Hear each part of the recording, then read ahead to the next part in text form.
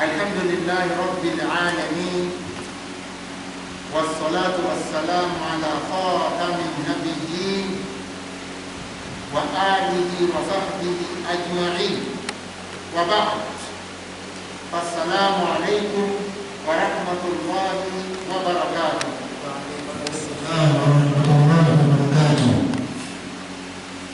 We thank Almighty Allah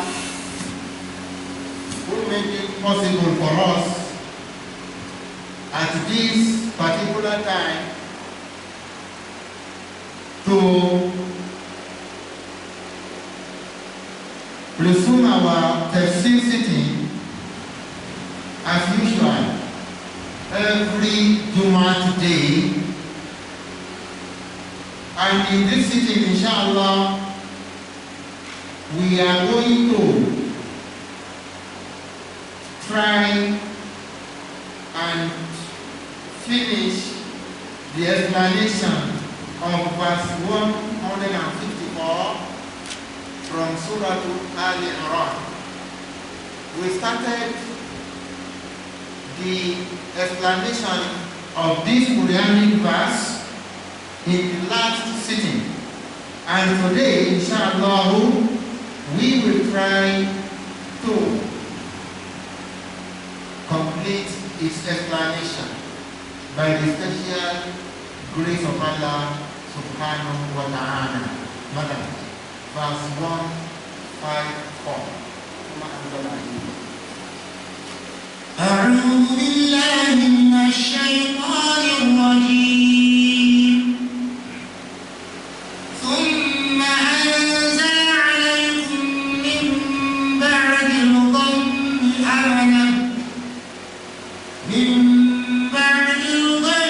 أمنة نعاسا يغشى طائفة منكم وطائفة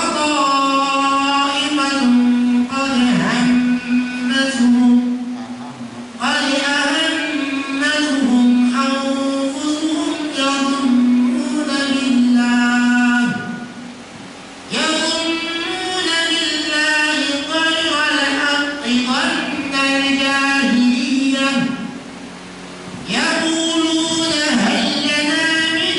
يظنون بالله غير الحق ظن الجاهلية يقولون هل لنا من الأمر من شيء قل إن الأمر كله لله يخفون في أنفسهم ما لا يبدون لك يقولون لو كان لنا من الأمر شيء ما قتلنا هاهنا قل لو كنتم في بيوتكم لبرز الذين كتب عليهم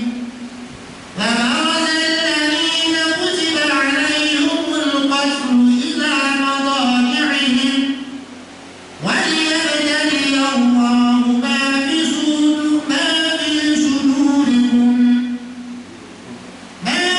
صدوركم وليمحص ما في قلوبكم والله عليم بذات الصدور. أعوذ بالله من الشيطان الرجيم. ثم أنزل عليكم من بعد الغم أمنة نعاسا يغشى طائفة منكم وطائفة قد أهمتهم أنفسهم يظنون بالله غير الحق ظن الجاهلية يقولون هل لنا من الأمر من شيء قل إن الأمر كله لله يخفون في أنفسهم ما لا يبدون لك يقولون لو كان لنا من الأمر شيء ما قتلنا هاهنا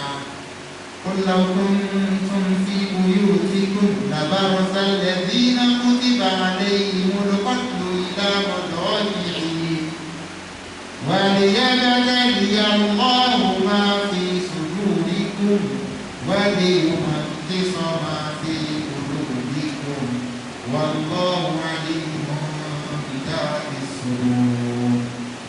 Let us listen once more for the English translation of the meanings before we go for details of whatever remains of the verse. Now, ثم أنزل عليكم من بعد الغم أمنة نعاسا. then after sorrow, the Almighty let peace fall upon you, a sleep which overtook some. نعاسا يغشى طائفة منكم. A sleep which overtook some of you. وطائفة قد أهمتهم أنفسهم. While others lay troubled by their own fancies. يظنون بالله غير الحق. Thinking unjust and foolish thoughts about Allah. غير الحق ظن الجاهلية. They were having a foolish thought of the Jahili era about Allah. يقولون هل لنا من الأمر من شيء. Saying, have we any say in the matter? They asked. قل إن الأمر كله لله. Tell them that all matters are in the hands of Allah. يخفون في أنفسهم ما لا يبدون لك. They conceal in their minds what they do not disclose to you. يقولون لو كان لنا من الأمر من شيء. They say in their complaint, had we, if we had had any say in the decision of this battle, ما قتلنا هاهنا. we should not have been slain here at the battle. قل لو كنتم في بيوتكم. Tell them that even if you had stayed back in your homes, لبرز الذين كتب عليهم القتل إلى مضاجعهم. those of you who were destined to die in one way or another would have gone to their death. وليبتلي الله ما في صدوركم. Allah put you on this trial so that He will test the faith of your minds. وليمحص ما في قلوبكم. And also to segregate whatever that is hidden there in your hearts. والله عليم بذات الصدور. Allah is all knower of whatever that is in the chests. That is the English translation of the meanings. Let us now come to the tafsir of what remains of that Quranic verse. Because in the last sitting, we have explained the verse up to the saying of Allah, ويقولون هل لنا من الأمر من شيء قل إن الأمر كله لله. When they say that is the hypocrites who were not happy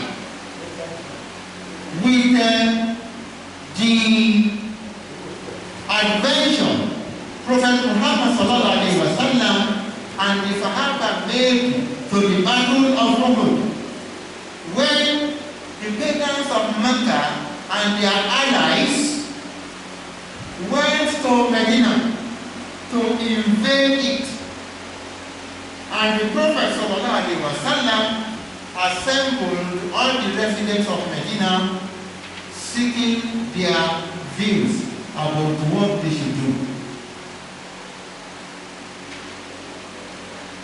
Some elders suggested that they should remain and allow them to come nearer and closer. The hypocrites on their own also supported that view of the elders because they did not want to go out for war. So their own opinion was also that the Prophet ﷺ should let everybody remain inside Medina and let the enemies come and enter upon them. While the youth suggested that they should go and meet them because the enemies have gone to encamp in Uhud area. So the youth said that no, they should go and meet them there. They should show them that they are also powerful, that they are not cowards. They don't fear. So now, when the Prophet ﷺ set out with his troop, numbering 1,000 only, in face of about 3,000 of the enemy, along the way, the ringleader of the hypocrites withdrew with 300, leaving the Prophet ﷺ with 700. That is why Almighty Allah is now telling us, يُخْفُونَ فِي أَنفُسِهِمْ يخفون في أنفسهم ما لا يبدون لك. They hide within themselves what they dare not reveal to you, O Prophet. The hypocrites always forget that إِن تُبْدُوا مَا فِي أَنفُسِكُمْ أَوْ تُخْفُوهُ يُحَاسِبْكُم بِهِ اللَّهُ. That is second to the last verse of Surah Al-Baqarah. If you declare what is in your mind or you hide it, Allah will still call you to account for everything. The hypocrites forget this because they pretend to ignore the linking of results to their causes. They knew that the series of stress which manifested in the injuries of death and eventual defeat suffered by the Muslims during the Battle of Uhud all came as a result of the disobedience by the 50 others. When some of them disobeyed the strict command of their prophet to them on reaching there, that 50 of you should climb that nearby hill. so that we will be protecting the bottom, right, and left of our troops as we are facing them. When the Muslims won the war initially, majority of those actors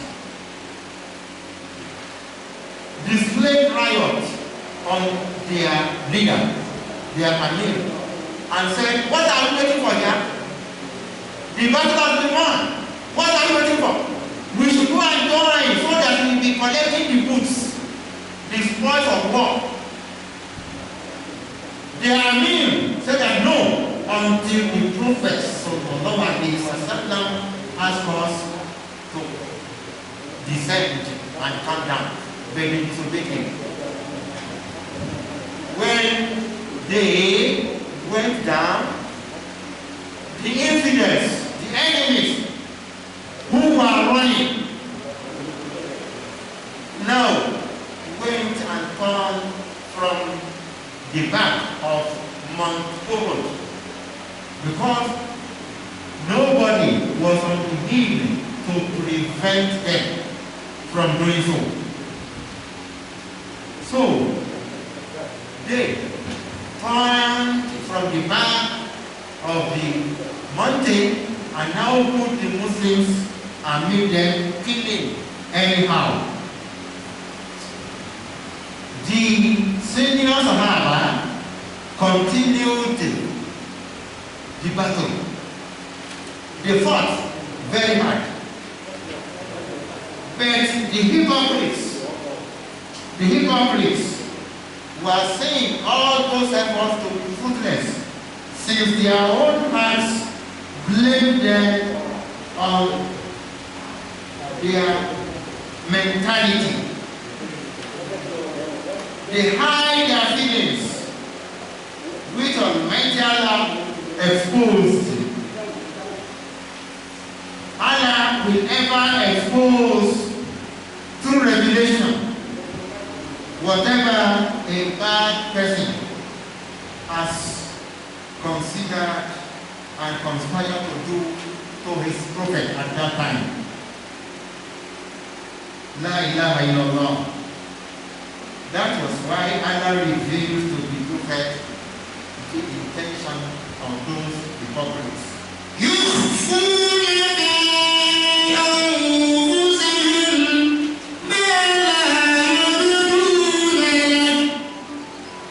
They hide within themselves what they dare not reveal to you. They forgot that nothing is hidden to Allah. You can hide from fellow human beings, but you will never be able to hide from your Creator. You know, in Surah Al-Mulk, Quran, chapter 67, in verse 13, Allah says, وَأَسِرُّوا قَوْلَكُمْ أَوْ اجْهَرُوا بِهِ.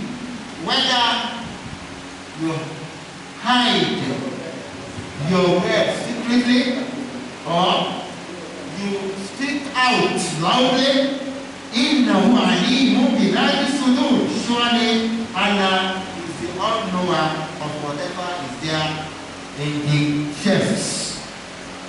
Also in Surah Al-Taha, which is Quran chapter 20, in verse 7, Allah says, وَإِنْ تَجْهَرُوا بِالْقَوْلِ فَإِنَّهُ يَعْلَمُ السِّرَّ وَأَخْفَى.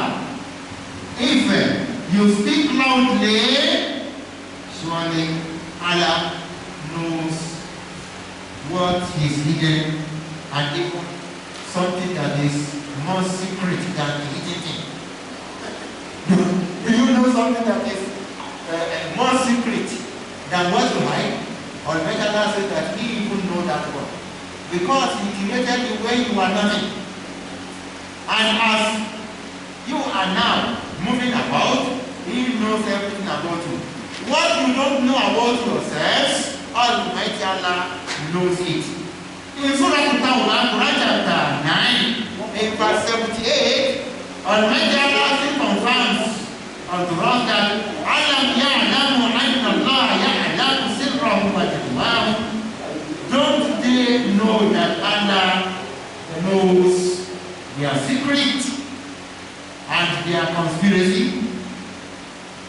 Furthermore, in Surah Al-Zukhruf, Quran chapter 43, in verse 80, Almighty Allah also says, أَمْ يَحْسَبُونَ أَنَّا لَا نَسْمَعُ سِرَّهُمْ وَنَجْوَاهُمْ.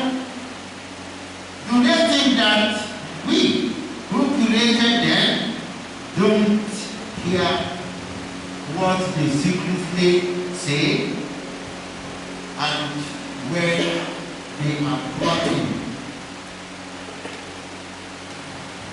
Even in Surah Al-Furqan, Quran chapter 25, in verse 6 of it, Allah further says there, "Qul, O Muhammad, tell them that all the secrets that Almighty Allah revealed, أَنزَلَهُ الَّذِي يَعْلَمُ سِرَّ فِي السَّمَاوَاتِ وَالْأَرْضِ, has been made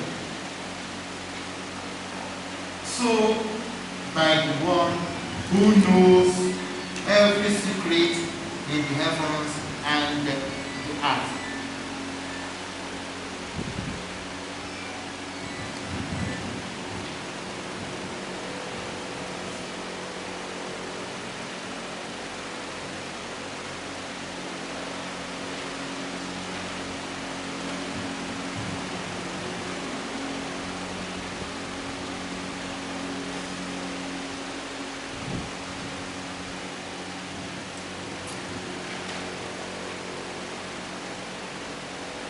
We are facing a problem with the network, and inshallah we will overcome it. We must be able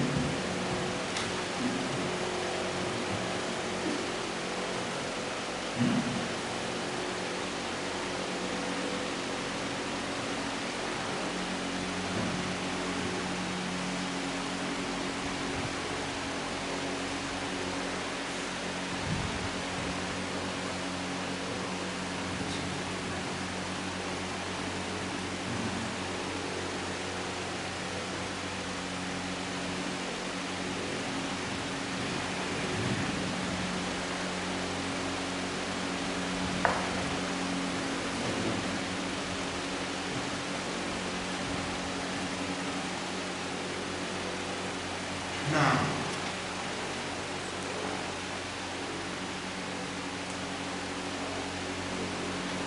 It has not come. We are waiting for government to bring back the live show.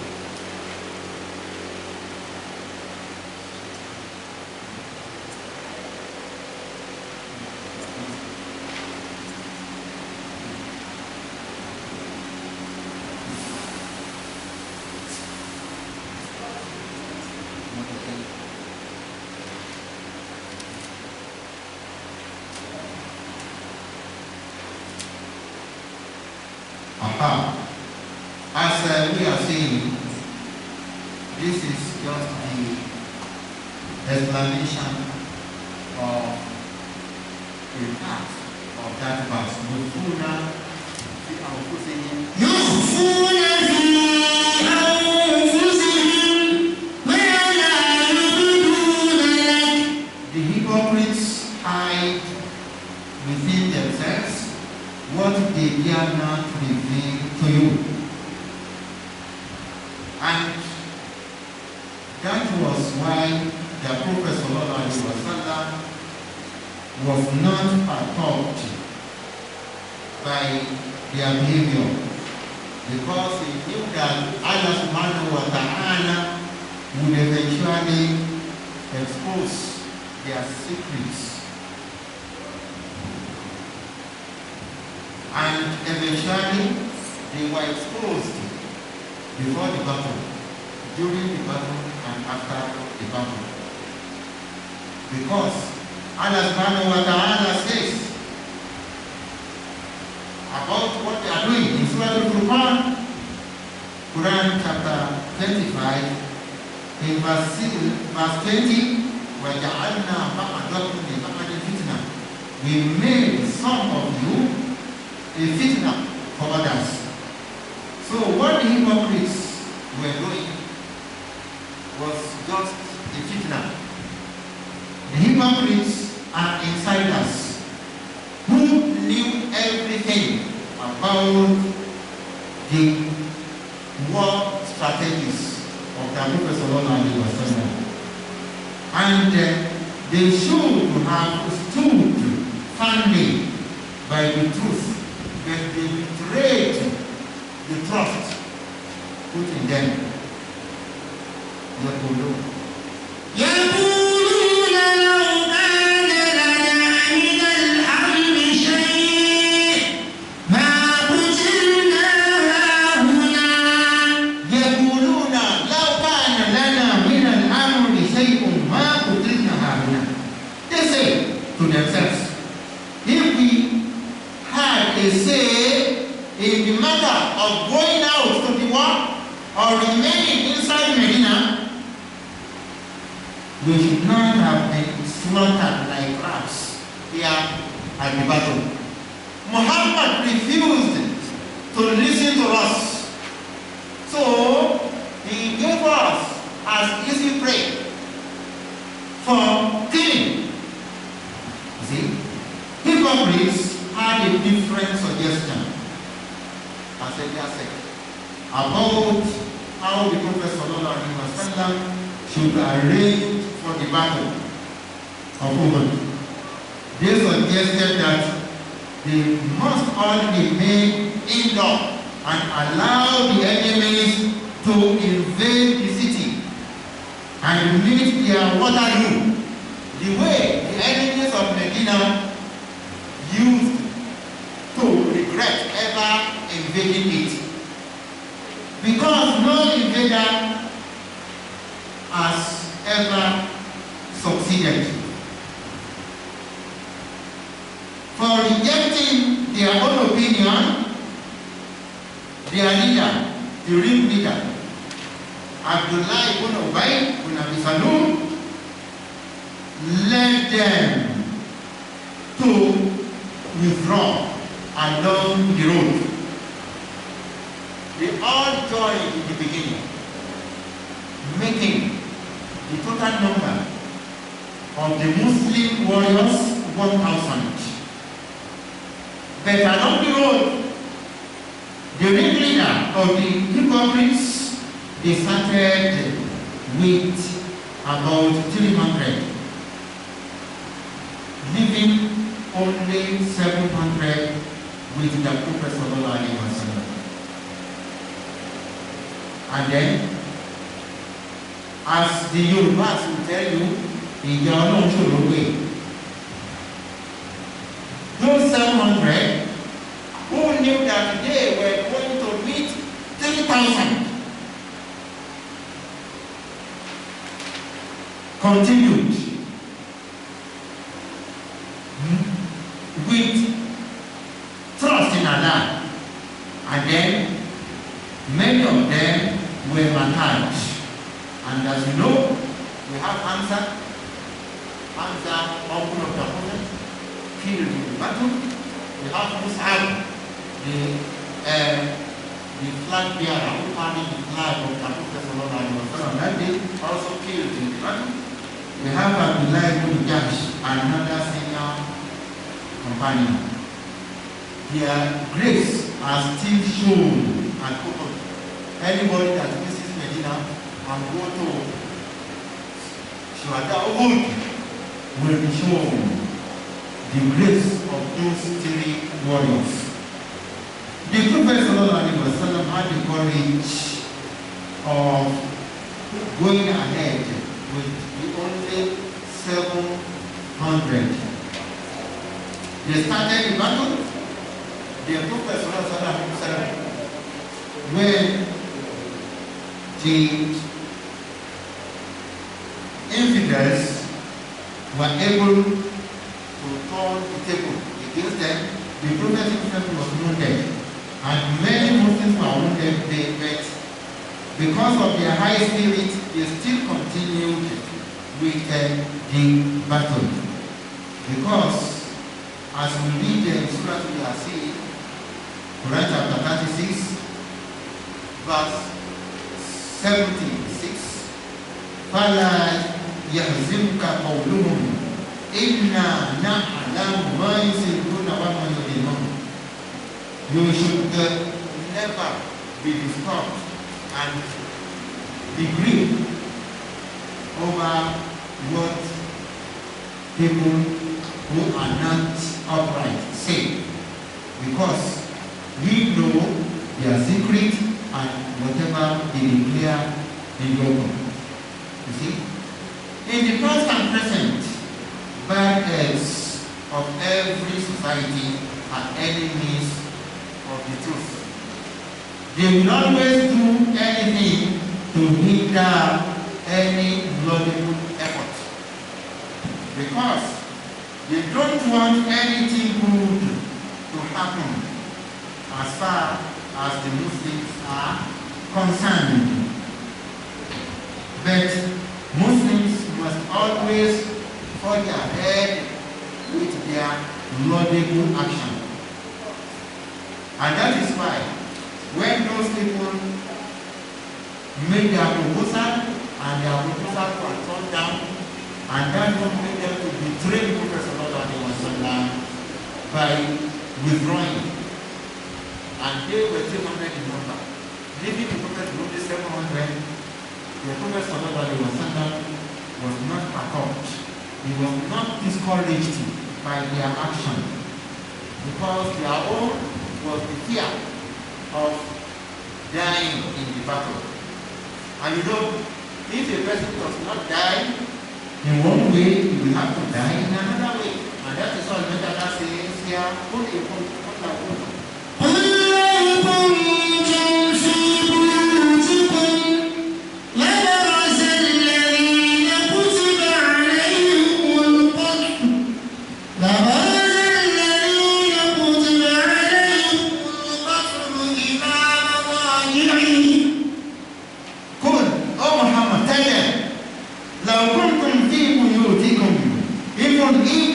Remain in your homes.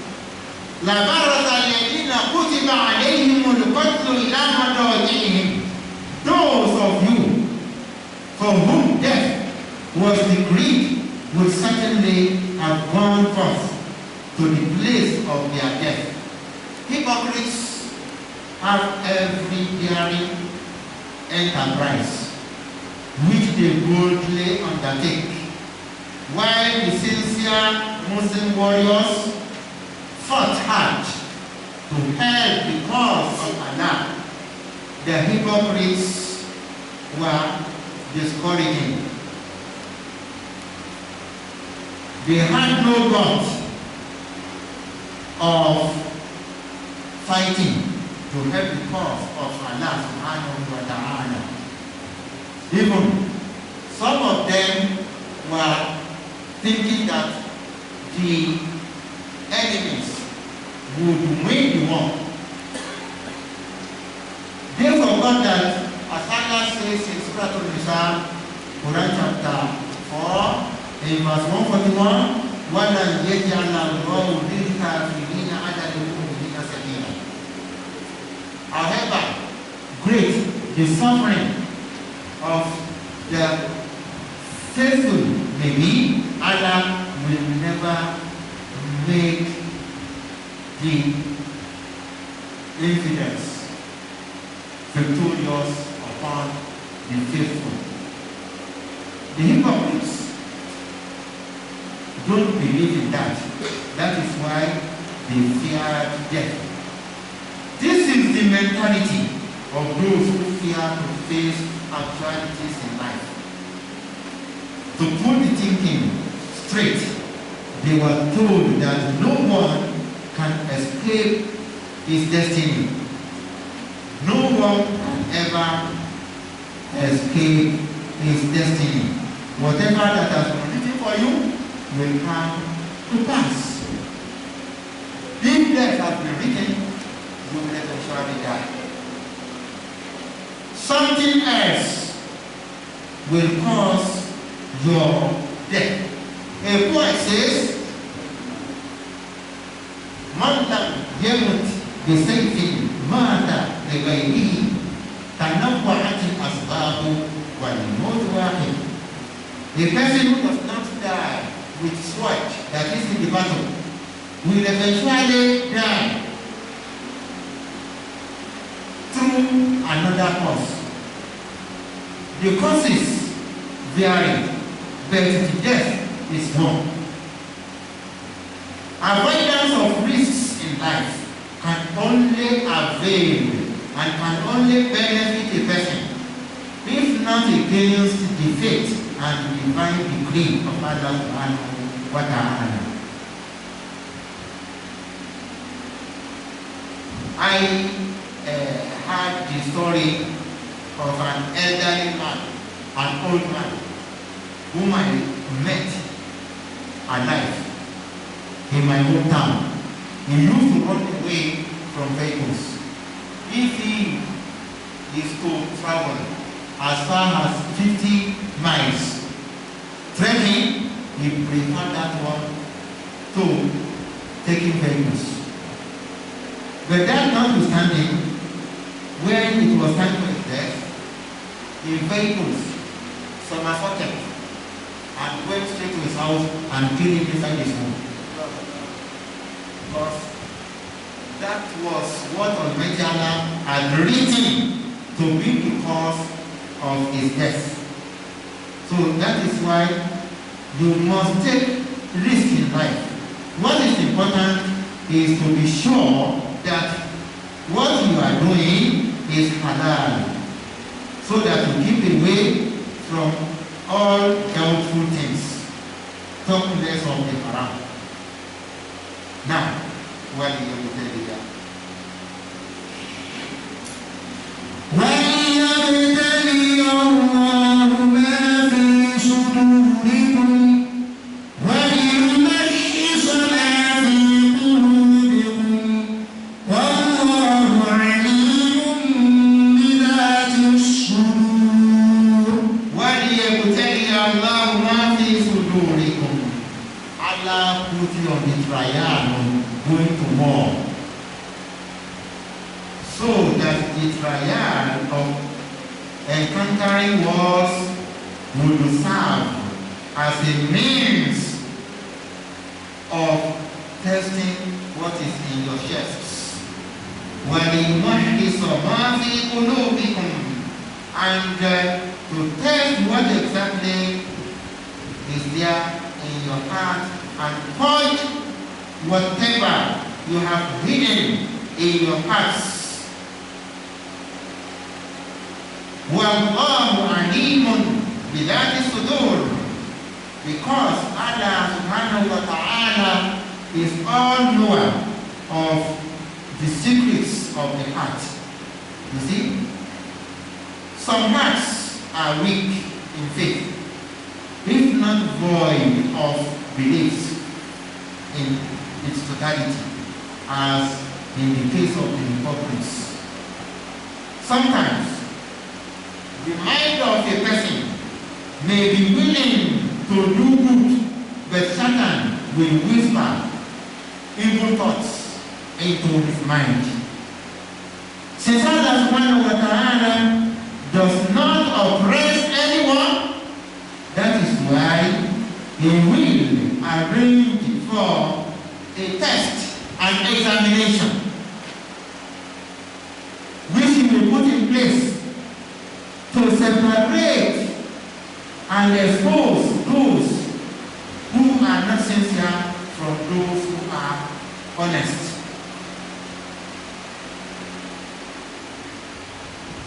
When the person commits mistake, he will learn from his mistake. He will use that one to avoid errors in his future attempts. That is the way Almighty Allah help us to subjectively mold our way for the future. This may come in the forms of different trials. sometimes good things and sometimes bad things. If you have anything good, it is a trial. If you have anything bad, it is also a trial. Because when you have something good, Allah is testing you. Are you going to be grateful? Or you say, it is my power. I have it. If you have something bad, Allah is testing you to know whether you will be patient. Whether you will be patient. The way Prophet Muhammad sallallahu alaihi wasallam told us that Ajaban bi'amri al-mu'mini, that the situation with a believing person is very, very surprising. Inna sawabatuhu sarra'u shakara fa kana khayran lahu. If he receives something good from Allah, he will be thankful. And so, gratitude will turn into being good for him. وَإِنَّ صَوْبَتُ ضَرَّةٌ صَبَرَ فَكَانَ خَيْرًا لَهُ. And if a misfortune befalls him, he will be patient to bear the inconvenience, and then patience will turn out into being good for him. وَلَيْسَ ذَلِكَ إِلَّا لِلْمُؤْمِنِ. But only the faithful person will always behave that way.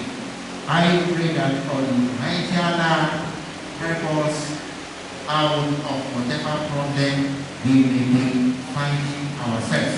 May Allah keep us away from the behavior of the hypocrites. Let us quickly have a look at what the writers of Tafsir have to say about this verse 154. ثم كان برحمة الله بالمؤمنين المخلصين أن ألقى في قلوبهم من بعد ما نزل بهم من هم وغم اطمئنانا وثقة في وعد الله. They are telling us in their Tafsir about this verse 154, Surah Al-Ijebuwi'S, Quran chapter 3, that part of the mercy Almighty Allah shows towards the faithful who are honest is that He will always throw into their hearts what will make them happy after worry, after the worry might have hit them, and after they might have been affected by a grief. Allah will now throw tranquility into their hearts. Whatever they want in that, with that, they will come to be having trust. The promise Allah made to help His own people. Let us stop here so that inshallah in the next sitting we will quickly hand out the explanation of that verse. We will Allah spare our life beyond that, inshallah. Allahumma rabbana allimna ma yanfa'una wanfa'na bima 'allamtana wa zidna ilma. Every question that we have it, please reserve it till another sitting, inshallah, because the time is not to our side. There's only 1 minute to 8 o'clock p.m. So we are going to spare our time, our life, beyond the next week, inshallah. وسبحان ربك رب العزة عما يصفون وسلام على المرسلين والحمد لله رب العالمين.